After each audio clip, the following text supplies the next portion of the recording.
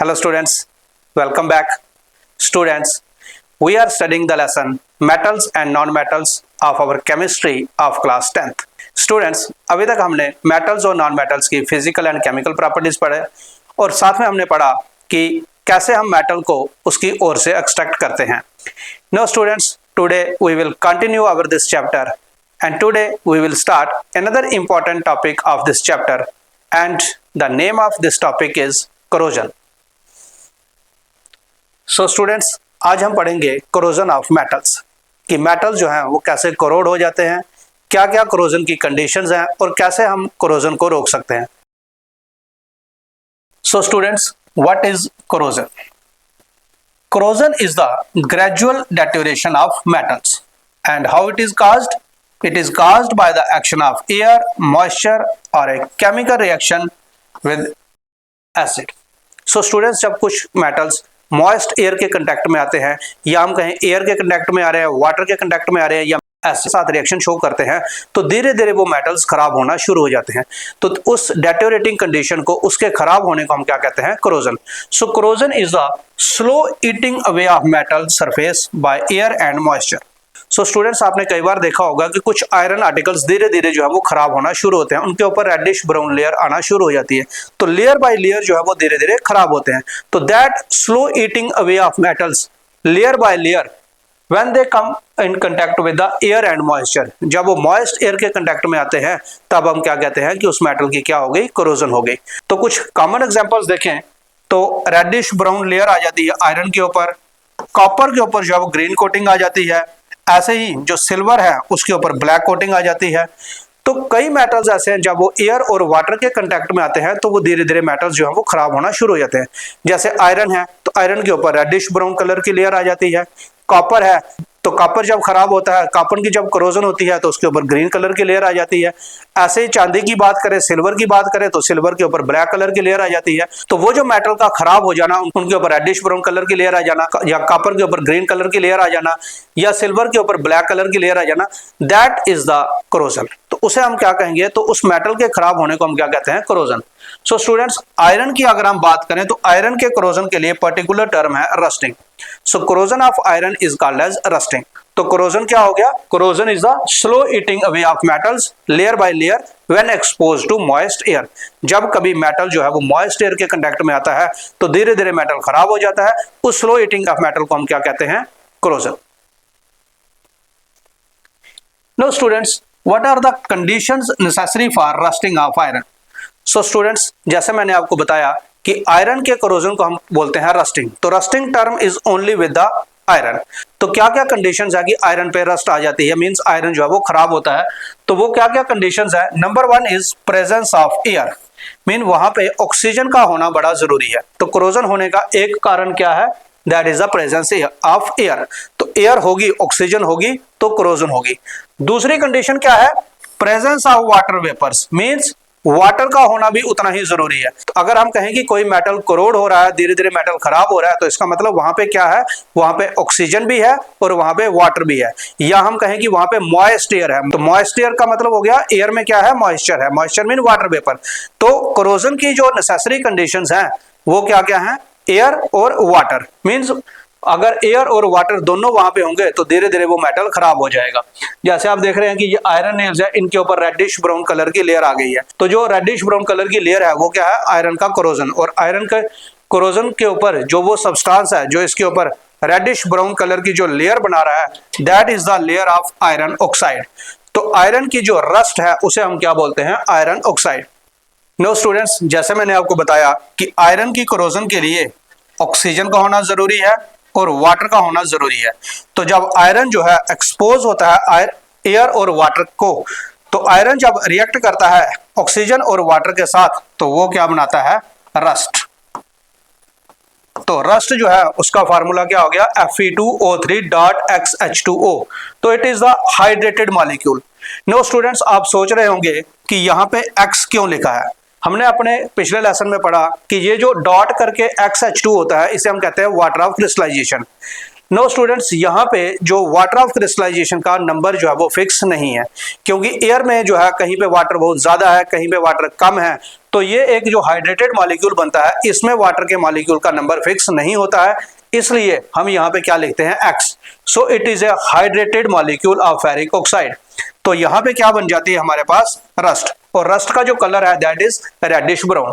So when iron get exposed to air and water it get corroded, उसके ऊपर reddish brown colour की layer आ जाती है, और वो जो रेडिश ब्राउन कलर की लेयर आती है उसे क्या कहते हैं हम, आयरन ऑक्साइड, या वो क्या है हमारी रस्ट। सो इस तरह से आयरन जो है वो एयर और वाटर के की प्रेजेंस में क्या करता है, धीरे धीरे करोड होना शुरू हो जाता है, धीरे धीरे वो खराब होना शुरू हो जाता है। नो स्टूडेंट्स, हमारे पास एक एक्टिविटी है to show that both air and water are needed for rusting, कि एयर और वाटर दोनों जो है वो कोरोजन के लिए चाहिए, दोनों जो है वो रस्टिंग के लिए चाहिए। अगर एक की भी एब्सेंस होगी तो iron will not gate corroded, iron को रस्ट जो है वो नहीं लगेगी। सो स्टूडेंट्स, हम इस एक्टिविटी को कैसे करेंगे, हमने 3 टेस्ट ट्यूब ले ली, test tube A, test tube B and test tube C. No first test tube में हमने ले लिया कैल्शियम क्लोराइड, और इसमें हमने आयरन नेल डाल दिया, और इस टेस्ट ट्यूब को हमने with the help of A cork जो है वो प्लग कर दिया। अब स्टूडेंट्स, कैल्शियम क्लोराइड जो है वो क्या करता है, कैल्शियम क्लोराइड जो है ये क्या करता है, एब्जॉर्ब कर लेता है मॉइस्चर को, क्योंकि जब हमने इसके ऊपर जो है कॉर्क लगाया, इसको प्लग किया, तो कुछ एयर जो है वो एंटर कर गई इस टेस्ट ट्यूब में। तो एयर के बीच में वाटर वेपर्स भी होते हैं, तो उन वाटर वेपर्स को जो है वो एब्जॉर्ब कर लेता है कौन, कैल्शियम क्लोराइड। अब यहाँ पे कॉर्क लगाने का मकसद क्या है, क्योंकि अगर हम कॉर्क नहीं लगाएंगे तो बाहर से और एयर एंटर करती रहेगी, तो कैल्शियम क्लोराइड जो है वो आगे पीछे का मॉइस्चर भी उसको कंटिन्यूअसली एब्जॉर्ब करना पड़ेगा। तो इसलिए हमने यहाँ पे हमने क्या किया, कॉर्क प्लग लगा दिया, ताकि जो बीच में जो एयर ट्रैप हो गई उसमें से मॉइस्चर जो है वो कैल्शियम क्लोराइड एब्जॉर्ब कर ले। और यहाँ पे हमने साथ में क्या लिया हुआ है, बीच में आयरन नेल। अब आयरन नेल जो है हम देखेंगे कि इस आयरन नेल के ऊपर रस्ट होती है कि नहीं होती है। अब यहाँ पे क्या है, सिर्फ एयर है, वाटर नहीं है, जो वाटर था वो कैल्शियम क्लोराइड ने एब्जॉर्ब कर लिया। Means this test tube have only air, no water. Second test tube में हमने क्या किया, आयरन ने लिया इन बॉइल्ड वाटर। अब हमने क्या किया, वाटर को बॉयल कर लिया ताकि उसमें से ऑक्सीजन जो है वो निकल जाए। अब यहाँ पे क्या है, बॉइल्ड वाटर है, मींस वाटर विदाउट ऑक्सीजन। साथ में हमने ऊपर क्या किया, इसके ऊपर डाल दी एक ऑयल की लेयर। अब ऑयल की लेयर की वजह से और ऑक्सीजन जो है, एयर जो है वो इस वाटर में एंटर नहीं कर पाएगी, तो oil layer will act as a barrier. ऊपर हमने इसको भी एक कॉर्क प्लग लगा दिया ताकि बाहर से और भी एयर एंटर ना करे। ऑल्दो ऑयल इज देयर, वो एयर को नीचे जाने भी नहीं देगा, लेकिन फिर भी हमने प्रिकॉशनरी यहाँ पे ऊपर क्या लगा दिया, एक कॉर्क लगा दिया। अब यहाँ पे क्या है, बॉइल्ड वाटर, नो एयर। अब यहाँ पे ऑक्सीजन नहीं है, ऊपर यहाँ पे ऑयल की लेयर है, तो ऑयल की लेयर जो है फर्दर और ऑक्सीजन को पानी में जाने से रोकेगी। अब जो है इस आयरन नेल की अगर हम बात करें तो इस आयरन नेल को क्या मिल रहा है, सिर्फ वाटर मिल रहा है, ऑक्सीजन या एयर जो है वो नहीं मिल रही है। Then third test tube, third test tube में हमने क्या किया, वाटर लिया और वाटर में हमने क्या डाल दिया, आयरन नेल, और इसे ओपनली रख दिया। अब ओपनली रखा तो यहां से एयर भी अंदर आएगी और वाटर यहाँ पे ऑलरेडी है। इट मींस कि इस टेस्ट ट्यूब को वाटर और एयर दोनों मिल रहे हैं। So students, after a few days what will we observe कि जो पहली टेस्ट ट्यूब थी, टेस्ट ट्यूब जो ए थी, इसमें जो है आयरन नेल के ऊपर रस्ट नहीं आई। अब आयरन नेल पे रस्ट क्यों नहीं आई, क्योंकि यहां पे क्या था, सिर्फ एयर था, वाटर नहीं था। तो जैसा कि हमने पढ़ा कि कंडीशंस जो चाहिए कोरोजन के लिए वो क्या क्या है, presence of air and water, means air और वाटर दोनों चाहिए। तो यहाँ पे एयर तो है लेकिन वाटर नहीं है, तो इसलिए यहाँ पे कोरोजन नहीं हुआ। आयरन जो नेल जो है वो वैसा ही रहा, आयरन नेल जो है वो ग्रे ही रहा, इसके ऊपर कोई रेडिश ब्राउन कलर की लेयर नहीं बनी। सेकेंड टेस्ट ट्यूब की बात करें तो यहाँ पे भी कोरोजन नहीं हुआ। अब यहाँ पे वाटर तो था लेकिन एयर नहीं थी, क्योंकि हमने बॉइल्ड वाटर लिया तो बॉइल्ड वाटर में से ऑक्सीजन हमने निकाल दी थी और ऊपर हमने ऑयल की लेयर डाल दी, तो ऑयल की लेयर की वजह से ऑक्सीजन एंटर नहीं कर पा रही थी। तो यहाँ पे जो आयरन नेल था उसकी भी कोरोजन नहीं हुई, क्योंकि यहाँ पे भी सिर्फ एक ही कंडीशन फुलफिल हो रही थी, that is the presence of water, but second condition जो थी that is presence of air, वो यहाँ पे फुलफिल नहीं हो रही थी। तो यहाँ पे भी जो है कोरोजन नहीं हुई। देन थर्ड टेस्ट ट्यूब में जो आयरन नेल था, इट गेट कोरोडेड। अब यहाँ पे इसके ऊपर कोरोजन क्यों होगी, क्योंकि यहाँ पे वाटर भी था और एयर भी यहाँ पे अंदर आ रही थी। तो यहाँ पे जो आयरन था उसके ऊपर रेडिश ब्राउन कलर की लेयर बन गई, और रेडिश ब्राउन कलर की लेयर किसकी है, रस्ट की। तो यहाँ पे धीरे धीरे आयरन के ऊपर रस्ट डिपॉजिट होना शुरू होगी, मीन आयरन की कोरोजन होना शुरू हो गई। तो इस एक्टिविटी से हम प्रूव कर सकते हैं कि presence of air and presence of water both are required for the corrosion, both are required for the rusting. So students, iron get corroded only when there is the presence of both air and water, means वहां पे moist air का होना बहुत ज्यादा जरूरी है। No students, ये तो हो गया कि हमारा कि आयरन की कोरोजन या रस्टिंग कैसे होती है। इसके अलावा और भी मेटल्स हैं जो धीरे धीरे करोड हो जाते हैं। तो late us discuss the corrosion of other metals. अब पहले हम बात करते हैं कॉपर की। नो स्टूडेंट्स, आपने कभी कॉपर के बर्तन देखे होंगे या कॉपर मेटल देखा होगा, जब वो काफी देर ऐसे पड़ा रहता है तो उसके ऊपर ग्रीन ग्रीन कलर की लेयर आ जाती है। तो ग्रीन कलर की लेयर आना मतलब कॉपर की क्या हो गई, कोरोजन हो गई। तो copper objects lose their lustre after some time. क्यों उनकी शाइन जो है वो खत्म हो जाती है? Because copper reacts with the gases in air, mainly oxygen, carbon dioxide and moisture. तो कॉपर जो है वो एयर में ऑक्सीजन, कार्बन डाइऑक्साइड और मॉइस्चर के साथ रिएक्ट करके क्या हो जाता है, कॉपर की कोरोजन हो जाती है। और कोरोजन होने पे उसके ऊपर क्या बन जाती है, एक green coating.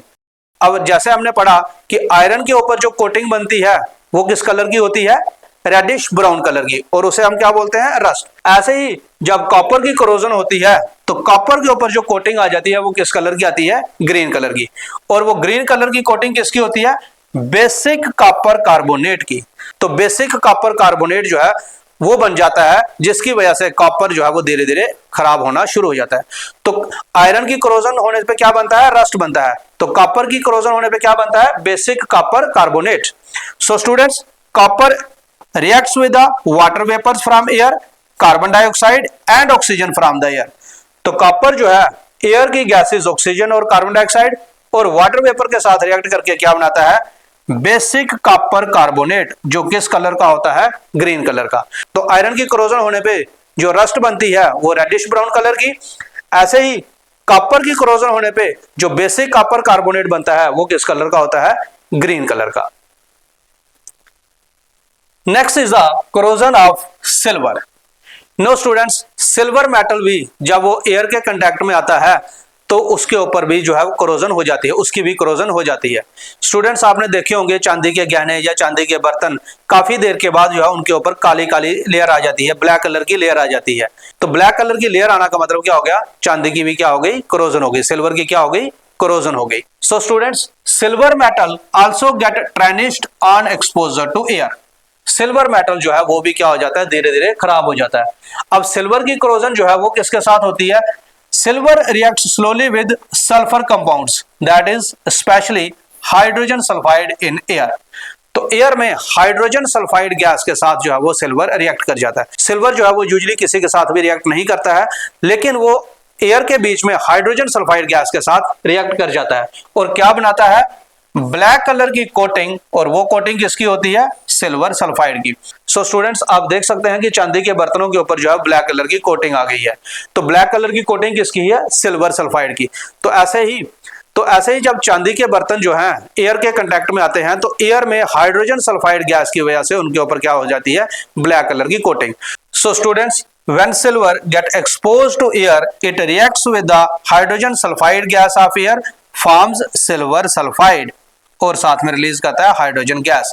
This silver sulphide is of black colour. तो जो सिल्वर सल्फाइड की कोटिंग जो है वो किसके ऊपर आ जाती है, सिल्वर की ऊपर, जिसकी वजह से सिल्वर मेटल जो है वो ट्रेनिश होना शुरू हो जाता है, मीन सिल्वर मेटल जो है वो खराब होना शुरू हो जाता है। So students, this is how metals get corroded. No students, let us discuss the methods of prevention of corrosion. अब हम कुछ मेथड्स डिस्कस करते हैं कि किस तरह से हम कोरोजन को रोक सकते हैं, किस तरह से कोरोजन को प्रिवेंट किया जा सकता है। Very first method is by painting. Students, आपने घरों में देखा होगा कि जो आपके घरों में आयरन आर्टिकल्स होते हैं, जैसे सीढ़ियां आ गई या गेट आ गया या फिर कोई खिड़कियां आ गई, तो हमने क्या किया था, उन खिड़कियों को, उस गेट को हमने क्या किया था, पेंट कर देते हैं। अब वो पेंट जब हम कर देते हैं तो आयरन आर्टिकल जो है वो खराब नहीं होते हैं। अब पेंट क्या करता है, अब पेंट करने से क्या होता है कि अगर हमारे पास कोई आयरन आर्टिकल है, इसके ऊपर जब हम पेंट की कोटिंग कर देते हैं तो that coating of paint act as a barrier, तो वो एक बैरियर का काम करती है। जब उस मेटल के ऊपर एक बैरियर बन गया तो बाहर से एयर या वाटर जो है वो उस मेटल के ऊपर अटैक नहीं कर पाएगा। इट मींस कि paint act as a barrier between the metal and the atmosphere, तो वो पेंट जो एक्ट कर रहा है बैरियर की तरह एक्ट कर रहा है ताकि एयर और वाटर जो है वो मेटल के कॉन्टैक्ट में ना आए। तो पेंट जो है वो क्या कर देता है, मेटल की सरफेस को कवर कर देता है और जिससे ऑक्सीजन और मॉइस्चर जो है वो मेटल के कॉन्टैक्ट में नहीं आते हैं। अब हमने पढ़ा कंडीशंस में कि कोरोजन की कंडीशंस क्या है, that is the presence of air and water. जब दोनों एयर एंड वाटर मेटल के कांटेक्ट में नहीं आएंगे तो मेटल जो है उसकी कोरोजन नहीं होगी, तो हमारे आयरन आर्टिकल जो है वो बच जाएंगे। तो इसलिए पहला मेथड क्या हो गया, बाय पेंटिंग। तो हम रस्टिंग को, हम कोरोजन को पेंटिंग से भी रोक सकते हैं। Second is the oil and greasing. No students, oil and grease they again act as a barrier. जब हम किसी सरफेस के ऊपर ऑयल का लेयर डाल देते हैं या उसके ऊपर ग्रीस की कोटिंग आ जाती है, again that oil and grease act as a barrier, तो वो भी एज ए बैरियर का काम करती है। तो बैरियर होने की वजह से एयर और वाटर जो है वो मेटल के कांटेक्ट में नहीं आते हैं। So oil and grease forms a thin waterproof layer over the metal, और ये लेयर क्या करती है, it prevents contact with air and moisture. तो वो लेयर जो है वो मेटल को प्रोटेक्ट करती है ताकि एयर और वाटर जो है वो मेटल के कांटेक्ट में ना आए। सो स्टूडेंट्स, आपने देखा होगा कि कई मशीन्स में, टूल्स में या बाईसाइकिल्स में हम अक्सर जो है वो ऑयल या ग्रीस की जो है लुब्रिकेशन करते हैं। तो वो ऑयल और ग्रीस एक तो वहां पे फ्रिक्शन कम करते हैं, दूसरा क्या करते हैं कि वहां पे उन मशीन पार्ट्स को प्रोटेक्ट करते हैं from corrosion. So both paint and oil and grease they act as a barrier. Then third method is galvanization. Now students, what is galvanization? It is the process of coating iron with a thin layer of zinc to prevent rust formation. Iron के ऊपर molten zinc की coating की जाती है।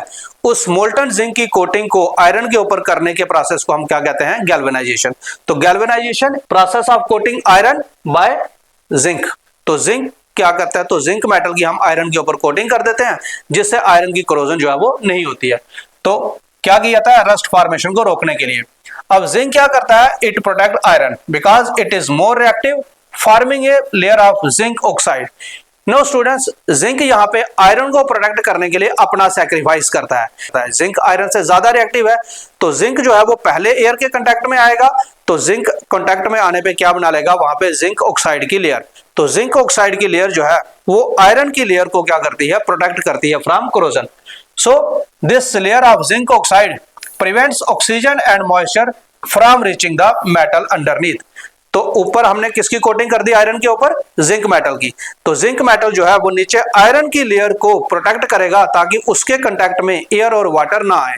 तो zinc ने क्या किया, अपने आप को सैक्रिफाइस किया, जिंक ऑक्साइड की लेयर बना लिया, और जिंक ऑक्साइड की लेयर ने आयरन के कांटेक्ट में आने से रोका किसको, एयर को और वाटर को। तो इस तरह से आयरन आर्टिकल्स को हम प्रोटेक्ट कर सकते हैं from corrosion by coating the layer of zinc over it, and the coating of zinc over iron is called as galvanisation. So students, आपने पाइप्स, बकेट्स या रूफिंग शीट्स देखी होंगी, तो they all are iron sheets coated with the zinc. Then next method is alloying. No students, what are alloys? Alloys are the homogeneous mixture of metals or metal and non-metal. Alloys क्या है, homogeneous mixture, metal को दूसरे metal के साथ mix किया होता है या मेटल को नॉन मेटल के साथ इन देयर मोल्टन स्टेट। हम दो मेटल्स को या मेटल और नॉन मेटल को पिघला के उनको मिक्स कर देते हैं और वो जो होमोजेनियस मिक्सचर मिलता है that is the alloy. So students, कई बार हम क्या करते हैं, मेटल को मिक्स कर देते हैं किसी दूसरे मेटल के साथ ताकि वो कोरोजन रेजिस्टेंट हो सके। स्टूडेंट्स, आपने घरों में बर्तन देखे होंगे। अब बर्तन जो है वो किसके बने होते हैं, स्टेनलेस स्टील के। अब स्टेनलेस स्टील में क्या मिक्स किया होता है, आयरन, क्रोमियम और निकल। अब अगर वो बर्तन खाली लोहे के हों तो पूरा दिन सिंक में पड़े होने की वजह से उनके ऊपर क्या हो जाएगी, रस्ट हो जाएगी। लेकिन हमारे बर्तन जो है उनके ऊपर रस्ट तो नहीं होती है, क्योंकि वो बर्तन किसके बने हैं, स्टील के, और स्टील क्या है, एक एलॉय है। अब वो किस चीज का एलॉय है, वो मिक्स किया हुआ है वहां पे आयरन, क्रोमियम और निकल। जब इसको हमने मिक्स कर दिया तो जो हमें एक नया प्रोडक्ट मिला, दैट इज अ स्टील, तो वो क्या है, कोरोजन रेजिस्टेंट। तो कई बार हम मेटल को कोरोजन रेजिस्टेंट बनाने के लिए क्या करते हैं, किसी दूसरे मेटल के साथ उसे मिक्स कर देते हैं, और वो जो हमें यूनिफॉर्म होमोजेनियस मिक्सचर मिलता है, दैट इज द एलॉय। तो कुछ मेटल्स को प्रोटेक्ट करने के लिए फ्रॉम कोरोजन हम क्या करते हैं, उनका क्या बना देते हैं, एलॉय बना देते हैं। Then next is the electroplating. No students, हमने पढ़ा आयरन के ऊपर जिंक की कोटिंग कर दी जाती है ताकि आयरन को प्रोटेक्ट किया जा सके फ्रॉम कोरोजन। ऐसे ही हम क्या करते हैं कि कई मेटल्स के ऊपर जो है किसी दूसरे मेटल की लेयर को कोट कर दी जाता है, and coating of one metal over another metal. और यूजुअली कोटिंग किसकी होती है, लेस रिएक्टिव की मोर रिएक्टिव के ऊपर। तो हम क्या करते हैं कि कई बार जो मोर रिएक्टिव मेटल है उसके ऊपर कोट कर देते हैं लेस रिएक्टिव मेटल का with the help of electricity. जब कोटिंग की जाती है with the help of electricity तो उसे क्या बोलते हैं हम, इलेक्ट्रोप्लेटिंग। तो प्लेटिंग मींस हो गया कोटिंग और इलेक्ट्रो मीन हो गया इलेक्ट्रिसिटी। तो electroplating is the method of coating less reactive metal over more reactive metal with the help of electricity. तो हम इसमें क्या करते हैं कि जो ज्यादा रिएक्टिव मेटल है उसके ऊपर लेस रिएक्टिव मेटल की कोटिंग कर देते हैं। तो उससे क्या होता है कि जो ज्यादा रिएक्टिव मेटल है उसको प्रोटेक्ट करते हैं फ्रॉम कोरोजन। सो जो लेयर ऊपर आ जाती है, it protects the base metal and also improve it's appearance. एक तो वो कोरोजन से भी प्रोटेक्ट कर रहा है बेस मेटल को, और साथ में उसकी अपीयरेंस भी अच्छी हो जाती है। सो स्टूडेंट्स, आपने देखा होगा कि जो साइकिल्स के, मोटरसाइकिल के हैंडल हैं, या हमारे बाथरूम्स में टैप्स होते हैं, तो ये सारे क्या है, आयरन के ऊपर क्रोमियम की कोटिंग की जाती है। तो iron is electroplated with chromium because chromium is less reactive than iron. तो एक तो आयरन को प्रोटेक्ट कर लिया कोरोजन से, दूसरा जो है इस ये हैंडल जो है वो चमकते भी ज्यादा हैं। ऐसे आपने आर्टिफिशियल ज्वेलरी भी देखी होगी। तो आर्टिफिशियल ज्वेलरी में क्या किया होता है कि वहां पे जो है वो कॉपर के ऊपर जो है वो कोटिंग की जाती है, किसकी, गोल्ड की या सिल्वर की। तो आर्टिफिशियल ज्वेलरी में कॉपर क्योंकि ज्यादा रिएक्टिव है और गोल्ड या सिल्वर जो है वो नोबल मेटल है, वो रिएक्ट नहीं करते हैं। तो इससे क्या होता है कि आर्टिफिशियल ज्वेलरी में जो कॉपर है उसके ऊपर कोटिंग कर दी गोल्ड या सिल्वर की, तो कॉपर को प्रोटेक्ट भी कर लिया और साथ में वहां पे चमक भी ज्यादा आ जाती है, हमारे पास ज्वेलरी भी बन जाती है। तो इलेक्ट्रोप्लेटिंग जो है वो भी एक मेथड है कोरोजन से मेटल को बचाने के लिए। तो इसमें किया क्या जाता है कि जो ज्यादा रिएक्टिव मेटल है उनके ऊपर लेस रिएक्टिव मेटल की कोटिंग की जाती है with the help of electricity.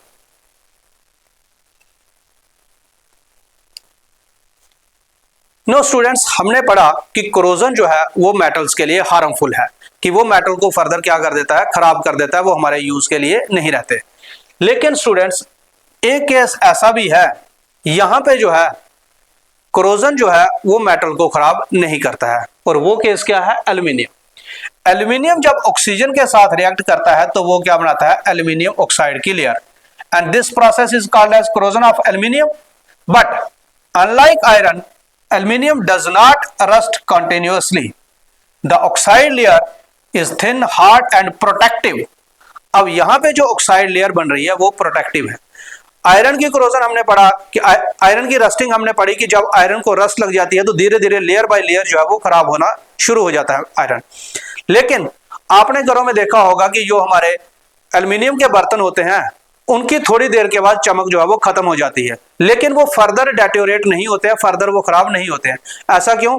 क्योंकि एल्यूमिनियम जो है वो फर्स्ट टाइम रिएक्ट करता है ऑक्सीजन के साथ तो क्या बनाता है, एल्यूमिनियम ऑक्साइड। तो वो जो एल्यूमिनियम ऑक्साइड की लेयर है वो उस एल्यूमिनियम के वेसल्स के ऊपर क्या कर देती है, एक्ट करती है एज ए प्रोटेक्टिव लेयर। जब हमारे एल्यूमिनियम ने रिएक्ट किया ऑक्सीजन के साथ तो इसने क्या किया, इसके ऊपर एक एल्यूमिनियम ऑक्साइड की लेयर बना दी। तो ये जो एल्यूमिनियम ऑक्साइड की लेयर है ये क्या करेगी, एल्यूमिनियम को प्रोटेक्ट करेगी ताकि एयर और वाटर जो है वो फर्दर इसको करोड ना कर सके। तो एल्यूमिनियम ऑक्साइड की लेयर जो है वो क्या करती है, एल्यूमिनियम को प्रोटेक्ट करती है। तो बाकी मेटल्स के केस में जब कोरोजन हुआ तो मेटल क्या है कि वो धीरे धीरे खराब हो जाता है, लेकिन एल्यूमिनियम के केस में जो है वो जल्दी से मेटल खराब नहीं होता है, क्योंकि जो एल्यूमिनियम ऑक्साइड की लेयर बन गई that is passive to corrosion, कि वो फर्दर क्या करती है, उस मेटल को प्रोटेक्ट करती है। So students, this is how we can prevent the corrosion. तो ये कुछ मेथड्स हैं जिनसे हम मेटल के कोरोजन को रोक सकते हैं। सो स्टूडेंट्स, ये हो गया हमारा आज का टॉपिक और साथ में इस लेसन का लास्ट टॉपिक। तो स्टूडेंट्स, हमने पढ़ा कि मेटल्स क्या होते हैं, क्या उनकी फिजिकल प्रॉपर्टीज है, नॉन मेटल्स की फिजिकल और केमिकल प्रॉपर्टीज पढ़ी। इसके बाद हमने पढ़ा how metals are extracted from their ore, और आज हमने पढ़ा कि how do metal get corroded and what are the various ways to prevent the corrosion. No students, let us check What we have learned। अब हम revise कर लेते हैं कि अभी तक हमने क्या पढ़ा और क्या सीखा। सो स्टूडेंट्स, अब मैं आपके साथ कुछ क्वेश्चंस डिस्कस करूंगा। Very first is what type of oxides do metals generally form. तो अब आप मुझे बताइए कि मेटल के ऑक्साइड जो हैं वो कैसे होते हैं। Yes, metal oxides are basic oxides. तो मेटल जो ऑक्साइड्स बनाते हैं वो कैसे होते हैं, basic oxides. Second question is Why does iron rust faster in coastal areas? जो कोस्टल एरियाज होते हैं, समुद्र के किनारे होते हैं जो इलाके, वहां पे रस्टिंग जो है वो ज्यादा तेज होती है। अब ऐसा क्यों होता है? वो इसलिए होता है क्योंकि जो इलाके समुद्र के पास हैं वहां पे ह्यूमिडिटी ज्यादा है, वहां की एयर में वाटर वेपर ज्यादा है। तो जितने ज्यादा वाटर वेपर्स होंगे तो रस्टिंग भी उतनी तेज होगी, क्योंकि रस्टिंग की कंडीशन क्या है, presence of air and presence of water. So more is the water, faster will be the rusting. Then third question is why is sodium stored in kerosene oil. Sodium को हम kerosene oil में store करके क्यों रखते हैं? Yes, because sodium is highly reactive metal. When it comes in contact with oxygen or water, it shows violent reactions। तो वहां पे बड़ी तेजी से ये रिएक्ट करता है, इसलिए उसको प्रोटेक्ट करने के लिए क्या होता है कि सोडियम को हमने किस में डाल के रखा होता है, कैरोसिन ऑयल में। Few more questions are there. Next is what is the nature of non-metal oxide? Metal oxides कैसी होती हैं, बेसिक, और नॉन मेटल ऑक्साइड्स कैसी होती हैं, एसिडिक। नॉन मेटल जब ऑक्सीजन के साथ रिएक्ट करता है तो वो बनाता है नॉन मेटल ऑक्साइड, और वो ऑक्साइड्स कैसी होती है, acidic oxide. Then name the metal that does not react with the dilute acids. कौन सा मेटल ऐसा है जो एसिड्स के साथ रिएक्ट नहीं करता है? सो स्टूडेंट्स, जो मेटल एसिड्स में से हाइड्रोजन को डिस्प्लेस नहीं कर पाएगा वो मेटल जो है वो एसिड के साथ रिएक्ट नहीं करता है। For example copper. Noble metals हैं, गोल्ड, सिल्वर, वो तो रिएक्ट ही नहीं करते किसी से भी, तो कॉपर जो है वो भी डिस्प्लेस नहीं कर पाता किसको, हाइड्रोजन को, हाइड्रोक्लोरिक एसिड से। So copper is the metal that does not react with the dilute acid. Next, why are electric wires made of copper instead of sulphur. अब जो इलेक्ट्रिक वायर्स है वो किसकी बनी होती है, कॉपर की, सल्फर की नहीं बनाते। ऐसा क्यों? बिकॉज कॉपर एक मेटल है and it shows the property of ductility. इसकी हम तारे भी बना सकते हैं, and copper is a good conductor of electricity. On the other hand sulphur is non metal, it is brittle. ये एक तो इसकी तारे नहीं बनती हैं, दूसरे इसमें से इलेक्ट्रिसिटी भी पास नहीं होती। तो इसलिए जो हमारी इलेक्ट्रिक वायर्स है वो हम किसकी बनाते हैं, कॉपर की, because of ductility and good conductivity of electricity. So students, this is all about our this lesson. I hope कि ये लेसन आपको अच्छे से समझ में आ गया होगा कि मेटल्स क्या होते हैं, नॉन मेटल्स क्या होते हैं, क्या उनकी फिजिकल और केमिकल प्रॉपर्टीज हैं, और किस तरह से हम मेटल को एक्सट्रैक्ट करते हैं from its ore. And at last we studied corrosion today, कि किस तरह से हम मेटल को प्रोटेक्ट करते हैं करोजन से। So students, in our next class we will meet with the next topic. Till then, stay connected and happy learning. Thank you so much.